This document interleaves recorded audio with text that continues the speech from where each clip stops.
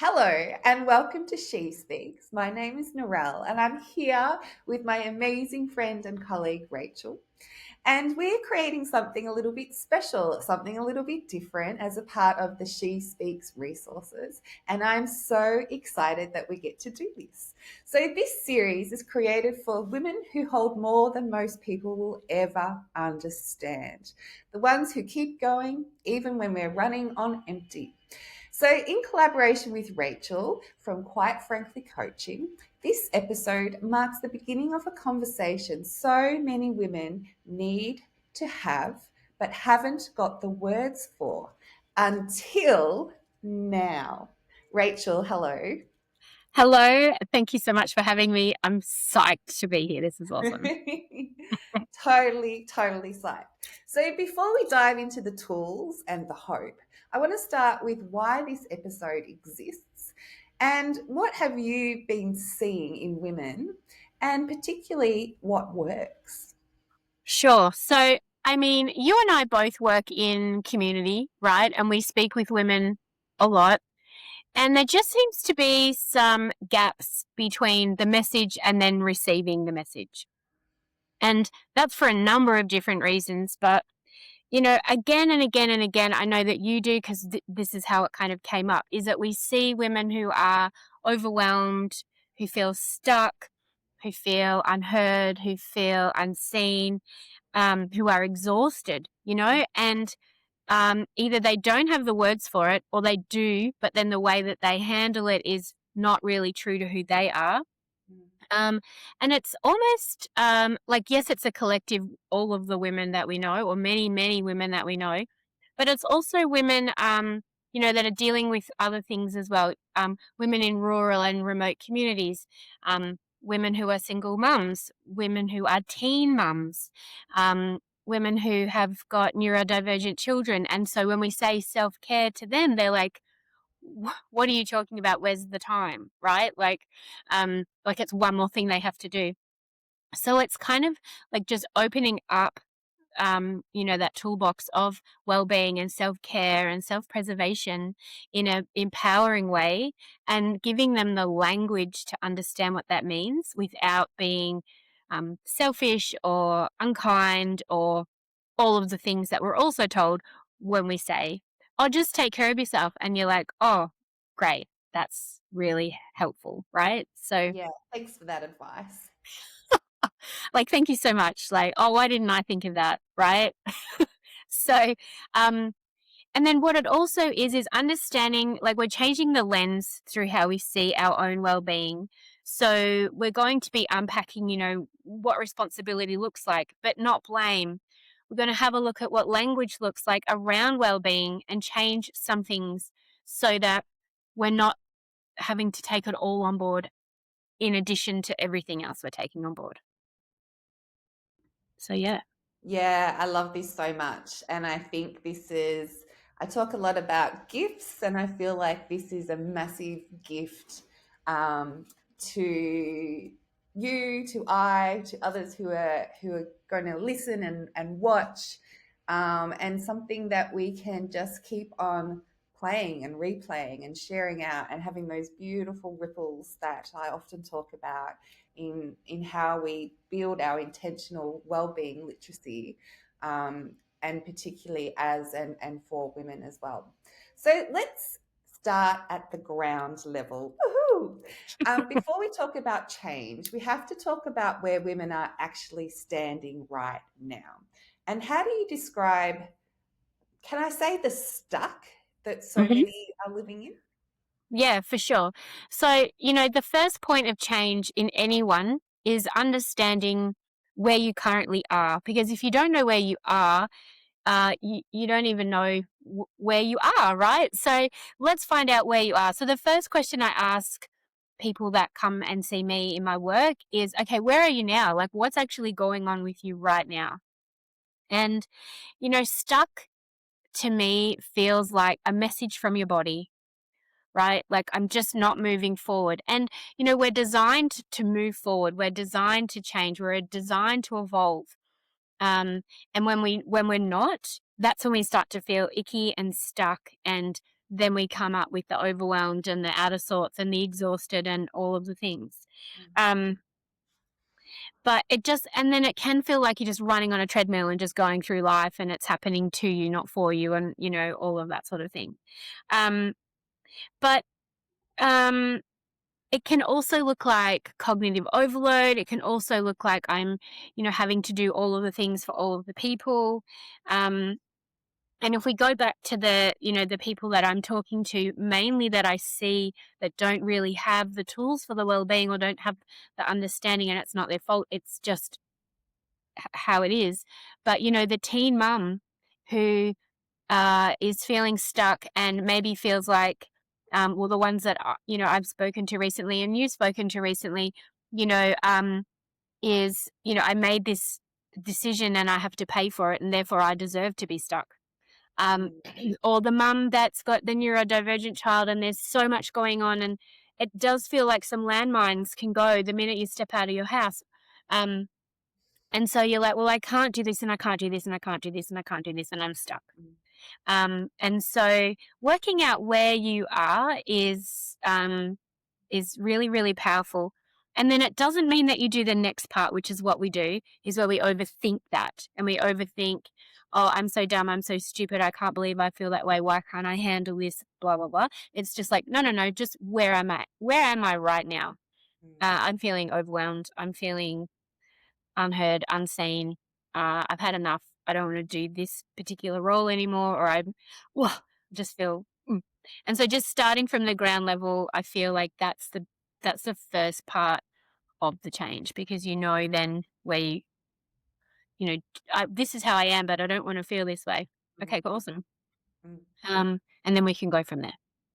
It's that awareness that is so incredibly powerful. And we talk about that a lot with She Speaks and that self awareness and just tuning in right now. Where am I right now? What do I need? I love this question. Really nice. Yeah, it's Mm, cool. mm, So once we've named where women are at, we get to ask the next powerful question. Where do you long to be instead? mm, mm. And Yeah. this is actually a really tricky question because if you've never acknowledged where you are, how are you going to know where you want to even be, Yeah. right? Um, and often the times, I have people coming in to my work and I say, where are you? I'm this and this. Okay, where do you want to be? What do you want to be? How do you want to show up? I have no idea. It's like, okay, awesome. That's a great place to start. Um, so, but I do want to say that most people do know where they want to be. Mm, They just don't know they know because they haven't allowed themselves or haven't felt like they've had the opportunity to even explore that. mm, Yeah. Um, but as you know, that there are, some basic needs that we all have, like freedom. I want the freedom to be able to choose where I go or who I see or what I do with my time. Or, if we come back to the women that we're speaking to, if you've got a child who's got neurodivergence, there isn't a lot of freedom there, and I can appreciate that. There isn't. But maybe there's freedom within the decisions that you make within that, and kind of carving out a little bit of freedom there. Um, the other one is, we're constantly, well, not constantly, but we do like to be validated. As a human being, we're neurobiologically hardwired for love and connection and belonging and being seen. And so, what we want is I want you to see me. I want you to hear me. I want you to see that what I'm doing has value. I don't want to be such and such as mom or such and such as sister or such and such as daughter or such. Like I'm actually just like me. Yeah. Um, and, just feeling that safety and that wellness within yourself that, whatever else is going on outside of me, within me, I feel good and enough and safe. And a lot of women do not have that. They feel very unsafe within themselves for various reasons, but they have abandoned themselves. They have lost their own trust. They can't rely on themselves. And then they say things like, I'm not enough and I can't believe I did that and I'm so stupid. Um, and they will say, I do not trust myself Mm. because I've not been seen. Yeah. And so, great. If we know where you want to be, so if we know where you are and it's not where you want to be, and we've kind of got some kind of goalpost of where you want to go to, then that's the first step into the change. Mm. Incredibly powerful, but hard.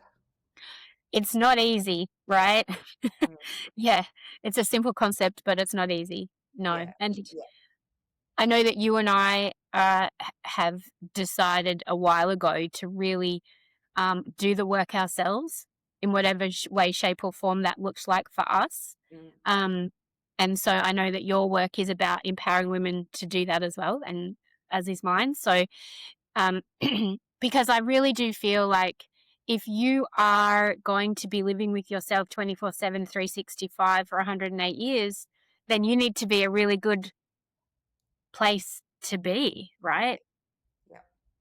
Yeah. And Yep. to allow yourself to go on um, that discovery, the self discovery, because it's not, everything builds off it and the journey that you're going on. And it's not asking this question once, or these questions once. It's checking back in, and that giving yourself permission to check in with yourself in ways that can be hard, but at the same time incredibly empowering. So Mhm. let's sort of go the next stage and start to think about, that so many women know what they want, or at least what they don't want, which is Mhm. a good thing. Mhm. But they feel frozen between the here and the there. So it's kind of us asking that question of what's getting in the way, what happens. Mhm. Mhm. Yeah, absolutely. So, where am I? Where do I want to be? And then what's stopping me? And that one is crucial. And it's crucial because we actually start to see how we see the world.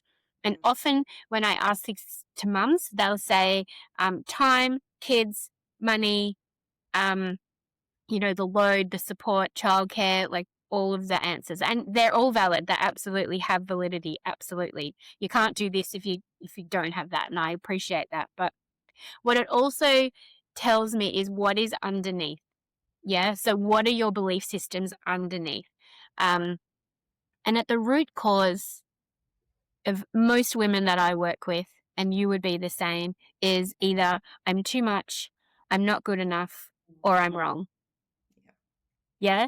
yeah, Um, and then inadvertently, unconsciously looking for the evidence of that belief, mm, so right? true. Yeah. So I'd really like to take myself out for a cup of tea, but I can't because of money, time, lack of support, whatever. Mm, And then we go the next step, which is the belief system. I can't believe I got myself into this. I can't believe she did the thing she did. I can't believe I did the thing, and so wrong, wrong, wrong, wrong, wrong, right? And so, um, yeah, when we unpack that core belief system, it really comes down to those three things that people tell me on the daily, which, if that's a belief system you're carrying around, then you're going to be looking for the evidence of that in your life, whether or not you know it consciously or not. So, um, so I just teach my people when I'm working with them just a couple of things that we can think about or change in terms of our language. Um, so like, you know, uh, look, in my own experience as a mum, wanting to take my children out to a party and knowing that one of them is anti people, anti smells, anti noise. Like, so we would have to go early to a party and then leave before the party started because we couldn't be there, right? Um, I would do the same thing going shopping with my two little kids and would have to leave the trolley in the supermarket and just bail because the music was going on in the thing or the trolleys were smacking or there was too many noise. Like it was just, it wasn't happening. And I know a lot of mums with neurodivergent kids are like, yes, I completely, and that's just a tiny snippet. But, um, and I would get in the car and I'd be like, why is this happening to me? Like, why can't I just go and do the freaking shopping? Like, or why can't my kid just go to a party? Or why do I have to constantly explain myself over and over and over about what my child needs? And then, so, whatever. Um, and so then you just stop talking. But I definitely felt like, why is this happening to me? Mm, Yeah. And then over time, I was like, oh, actually, I'm learning so much here. This is actually a gift, right? So, what is this trying to teach me? Is my reframe now. What can mm, I learn from this? What can I see now that I couldn't have seen before? mm, And just changing that. So then I move out of blame and shame and victim mode and go into, well, yeah, I get to learn to click and collect. I get to shop online. I get to, so it's, yeah, I don't have to set foot in Coles anymore. I can do it another way. Okay, that's what it's teaching me right now in that particular scenario. mm, Um, Another one is like, oh, I can't do this because of blah blah blah. Uh, All right, cool. What would happen if I just gave it a shot though? What would happen if I just tried a little bit? What would happen if I just had a go? Like, if I already think the end result's going to be poor, I'm not going to be disappointed. So, mm, what if I just give it a go? Um, and then the other one that women definitely do quite a lot is, I should be able to handle this. I should be able to have my shit together. I should be able to manage all of this. And then we, compare and contrast like a Venn diagram to all of the people in our lives. And there's not a lot of crossover at times. And so we start to think, I'm not good enough. I'm not okay, or I'm too much, mm, i.e., I'm wrong. Um, and that doesn't play out very well for us either. So and a reframe of that is, I could just try one thing. I could just give it a small step. I could just put the kettle on and see how that goes. mm. um so we're just raising the bar just a little bit higher, or just going sideways in our thinking just a little bit, so we don't believe every thought we have. Yep. Yeah, I love this so much. And, that reminder that some of our beliefs of what we've been taught, or they're indoctrinated, or they've been passed on to us, or they've been assumed, um, associated to expectations, that actually beliefs can be rewritten. We can recreate those beliefs. We can change them. We can change them up. We can tweak. We can grow them in ways that are far more aligned, healthy, beneficial, allow us to truly connect with who we are and who we are becoming. Absolutely. And several years ago, I was in New Zealand with my family, and we were at this big glacier, and it was so beautiful. And the tour guide came over and said, oh, this granite rock here is amazing, and blah, blah, and it grows a millimeter every year, or 10 years or something. And I was like, granite rock grows? And she's like, yeah, yeah, granite rock grows. I'm like, granite rock, solid mass granite rock. She's like, yeah. I'm like, excuse me, if granite rock can grow, right? This solid mass of rock, I'm pretty sure that we can all grow. She's like, yeah, we should be. I'm like, oh, so our problems and our overwhelm and our stuckness makes us feel icky when life is evolving, but we feel like we're not.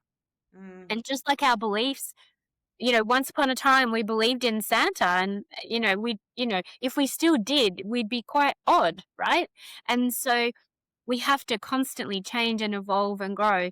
And I think when you ask yourself, okay, where am I? Where do I want to be? And what's stopping me? And then you figure out the part that is what's stopping you. Like, mm, oh, that's my belief system. Well, do I want that anymore?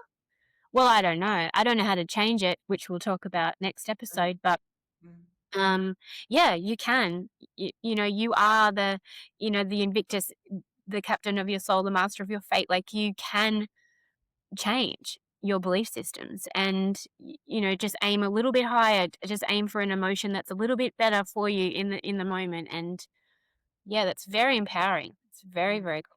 I'm a Mm, fan. I'm a fan. I'm very much a fan as well. I love that what you've been sharing um, isn't just theory. It's human. We're humanizing our learning, our experiences, how we can grow, how this um, builds our well-being and our self-care. And it's usable. It's really usable. These questions are incredibly applicable and transferable, and um, are appropriate for whatever we're experiencing, whoever we are. And it meets women exactly where they are, which I think is really, really critical, and something that often can be the missing element. And so in this episode is really just the starting point, isn't it? Because we don't Hmm. want women to just listen and nod, and we want, integration. We want that empowerment to try, to explore, to have a conversation with someone else with these questions, have a conversation with self. Hmm. Absolutely. And awareness is one thing and we just leave it at that, right? So, anytime I ask, and I do it with myself as well every single day, like, where am I right now? What am I feeling right now? Okay, can you come up with just 3 words that you're feeling right now? And let's say it's stuck, unseen, and useless, right? Mm, Because that's a common vibe amongst the people I work with. Okay, great.